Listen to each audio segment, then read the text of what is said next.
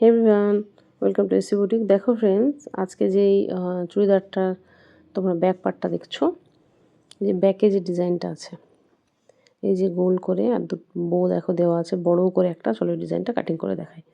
তো এটার জন্য দেখো পিছনের যে মাপটা নিতে হবে সেটা হচ্ছে তোমরা একদম 8 ইঞ্চিতে আমি ডিপ নিয়েছি, আর উপরের অংশটা আমি কিন্তু 2.5 ইঞ্চি নিয়েছিলাম।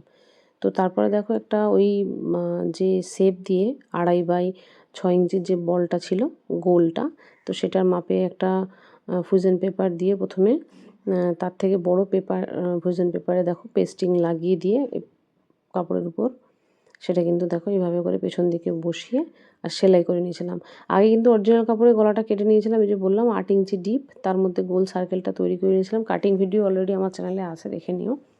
তো এটা আমি আর কাটিংটা দিলাম না, স্টিচিংটা দেখাবো কীভাবে এটা তৈরি হলো।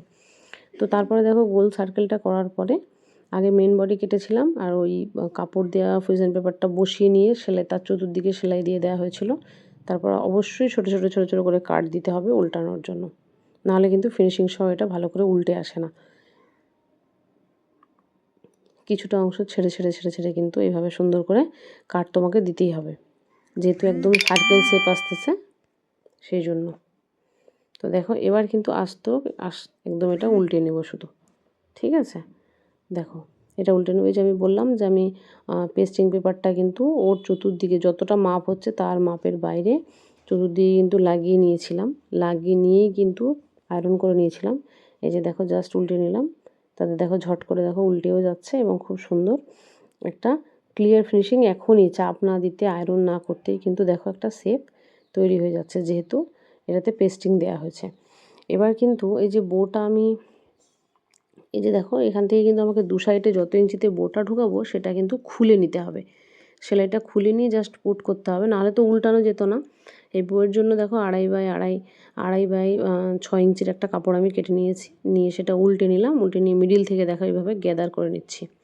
জাস্ট গ্যাদার করে কিন্তু পুশ করে দেখো টেনে নিলেই কিন্তু এটা হয়ে যাচ্ছে একটা, দেখো বইয়ের মতো শেপ নিয়ে নিচ্ছে। এবার দু সাইডে বললাম না আমি ঢুকিয়েছিলাম, সেখানে জাস্ট ওটা ঢুকিয়ে দিয়ে আর উপর থেকে চাপ মারবো। সেলাইটা খুলে কিন্তু নেওয়া হয়েছিল এবং দু সাইডে দেখো ঢুকিয়ে দিয়েছি।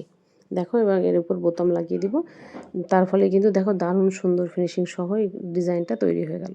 তোমরা এইভাবে কিন্তু যে কোনো পিঠে বাটারফ্লাই দিয়ে যে কোনো ডিজাইন করতে পারো। তো তোমাদের কেমন লাগলো অবশ্যই জানাবে। দেখা হচ্ছে নেক্সট ভিডিও। Thank you.